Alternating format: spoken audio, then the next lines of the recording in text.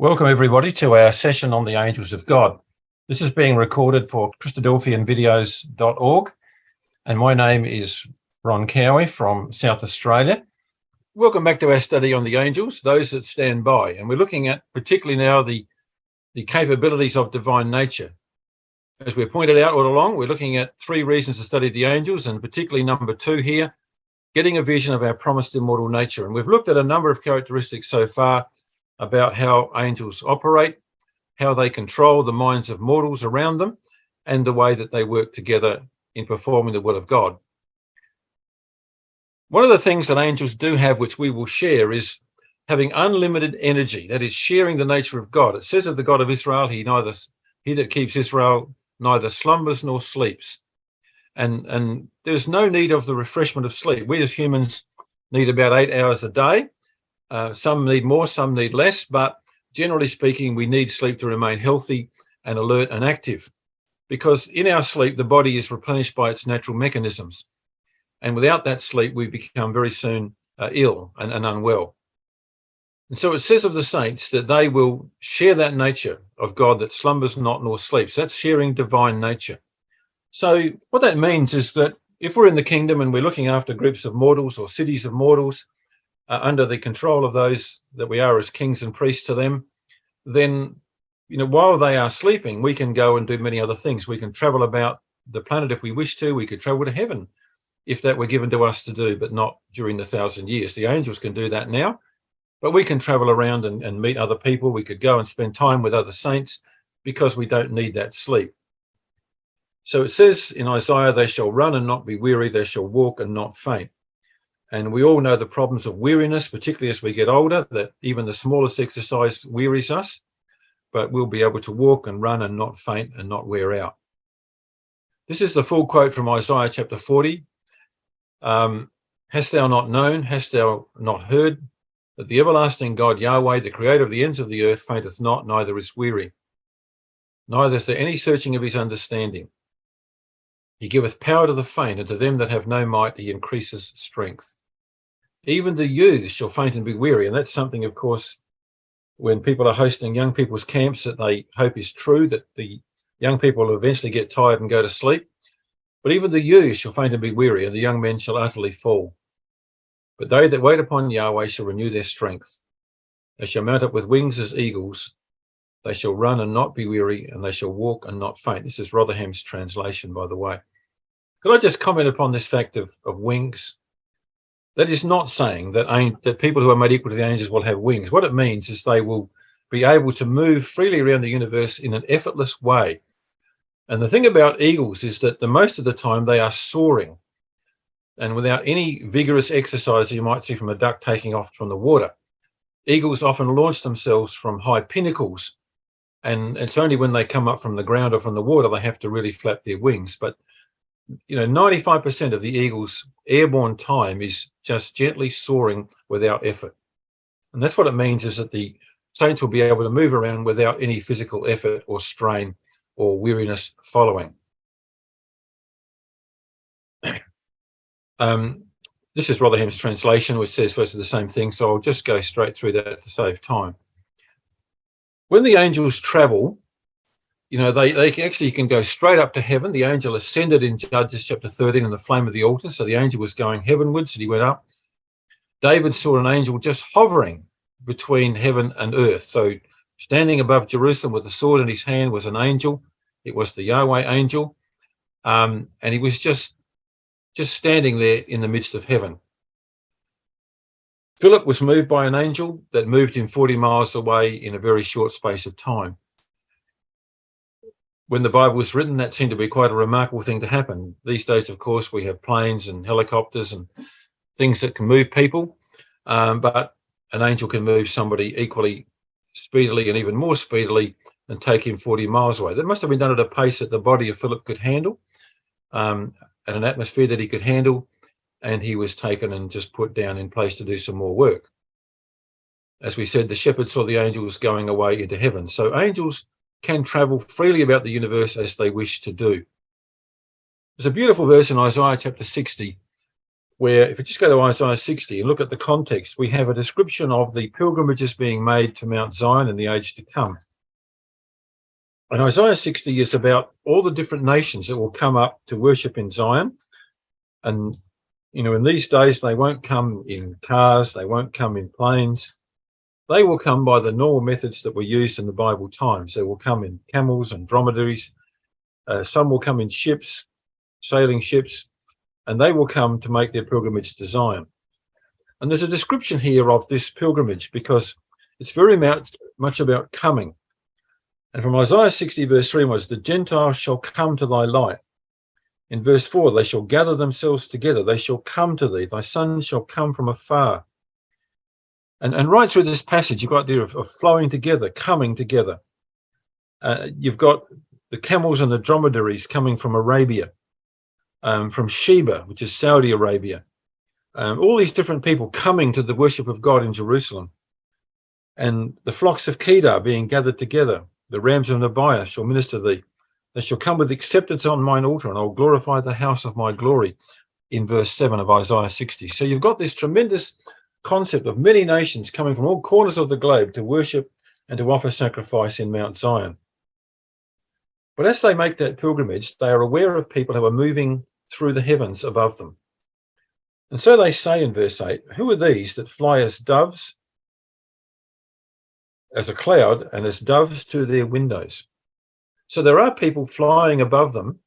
There are beings flying above them who actually have a homing instinct like doves, who appear in whiteness like doves, and who are operating as a cloud gathered together. And all of those terms are terms that are used of the saints, of the immortalized beings coming in clouds, that there is this tremendous sense of their homing instinct to the temple.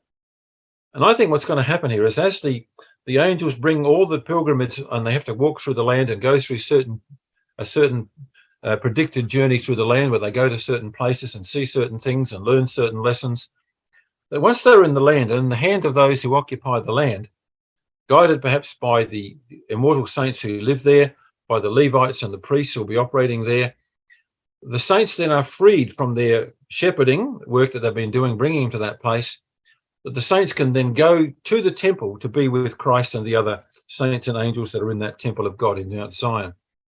And they will be seen as a cloud, as doves, with a homing instinct to their windows, which is the circular part of the temple, flying ahead to the temple. And there's just a little verse dropped in that there will be heavenly beings above those pilgrimages that come up to Zion in the age to come. A very beautiful thought just from Isaiah 60 verse 8, that we will move as the angels do today, moving freely through the heavens without physical effort. Entertaining angels unawares, we said there was a time when they came to Abraham and to Lot, and they were entertained and fed a meal in those places. So it can happen. The angels can eat meals. Brother Robertson, the visible hand of God, makes a comment about the angels eating. He says this: angels can eat, though independent of eating for life. And that, of course, means we don't have to eat to live. When they eat, their food is assimilated to their spirit nature. So the angels eat because they want to share fellowship with people, because they want to be, in the case of Abraham and Lot, they were gracious and considerate to the generosity that was being offered to them, and they ate. And it's a wonderful thought to think we can eat without getting fat or getting ill from the food we eat, because as it says, goes on to say, their food is assimilated to their spirit nature. So it's actually burned up by the spirit nature that motivates them. So when the food goes into their bodies, it doesn't have any of the effects or digestion that we have. There is this difference, that the angel nature is spiritual and incorruptible. And this is a very English way of saying the very obvious. There is none of the offensiveness, more or less incident to the process of all animal organizations, and you can work that one out for yourself. But we know, of course, that once we eat, there are things that follow on from that, and they're not always very pleasant. And that's not part of angelic nature. Cleanness, holiness, incorruptibility, and the strength are characteristics of the spirit nature, involving completeness of absorption of all substances partaken of. So what a thing that we can eat for pleasure, we can eat for fellowship, we can eat for worship, we can eat for celebration, and none of it will affect us in any negative way, because the spirit nature will totally absorb that food. When it comes to the nature of angels, this is where Brother Roberts comments in The Visible Hand of God about the fact that they were willing to lie down in Lot's presence. The angels declined Lot's request, remarking they would abide in the street all night. Curious visitors these, good dispense with roof and bed. Here is a peep into the modes of angel life. Angels are higher than man. They cannot die any more. They can adapt themselves to any condition. Sleep they apparently do not require. They can abide in the street all night without inconvenience. The fact is interesting to us because of the hope the gospel gives us of becoming like to them. Can I just say to you that for any Christadelphian, if you get a chance to go to the Christadelphian office, get out of the vault Brother Robert Roberts' Bible. You will find there are Bible inserts marking up the subject of the angels in his Bible. He had a great understanding of these things. But the fact that they accepted Lot's hospitality was remarkable. They could have snubbed Lot. They could have mocked Lot as being ridiculous, offering them food and sleep. But this is another comment that Brother Roberts makes about angelic character, because it's one thing to have an immortal body, but immortal bodies will only be given to those who have characters worthy of them. The angels are not indifferent to the wishes and comforts of others. They are the true gentlemen of the universe. They reflect the character of the eternal Father of all, who is gracious, compassionate, and good. And it's remarkable, isn't it? They accepted Lot's hospitality at that particular stage of their visit. Because they're like God, they are the true gentlemen of the universe. Another thing angels can do is they can read people's minds. When Zacharias was offering in the temple, and the angel appeared on the right-hand side of the altar of incense, the angel recognized that when he spoke to Zacharias about them having a child, that there was unbelief in the heart of Zacharias. Now, Zacharias had really asked no more than Mary would ask on a later occasion very soon thereafter. But there was a difference, because the angel perceived that this came from unbelief. Mary, her question came from incredulity but belief. So there was quite a difference in perception between what the angel saw in Zacharias and what he saw in Mary. We know Mary believed because when Elizabeth, under the Spirit, gave her song, she said, "Blessed is her that immediately believed." And that's what Mary did. She immediately believed, even though she didn't understand the process. Whereas in the case of Zacharias, there was unbelief, and so he was to be struck dumb. So angels can read people's minds and even read their motivations and their thoughts that are not even expressed. That is one of the great powers that we will have in the age to come, is to read the minds of mortals. So the case of Zacharias, that was what happened. The case of Abimelech, this is the king of Gerar, and the angel comes to him in a dream, and he protests that he didn't understand that this was the man's wife. And the angel says, "I know that you did this in the integrity of your heart." That angel had been reading the motives of Abimelech. He recognized as a king he could take whatever woman he chose, but that he would never have taken another man's wife had he known that was the case. And so the angel actually commends him for having a heart of integrity. And that's even a Gentile king whose heart has been read. What a privilege it will be to be able to read people's minds. And we'll need that to properly steer them through the kingdom. The case of Sarah, when Sarah laughed in her tent, she also didn't believe that she would bear a child. She thought, "I'm too old. It's ridiculous." When she was questioned, she said, "I didn't laugh." He said, "No, you did laugh." She laughed inwardly. It wasn't a laugh out loud. You laughed inwardly. She was laughing inside of her heart at how stupid a suggestion that seemed to be. David, when he was rescued from Gath, it wasn't his good acting where he feigned himself mad. He said this poor man cried, and Yahweh heard him and saved him out of all of his troubles. The angel of the Lord encamps around those that fear him and delivereth them. And he knew that the angel was reading his mind and his desperation as he pretended to be a madman. It wasn't just good acting. It was the angel watching over him and protecting him and affecting the king so he was released.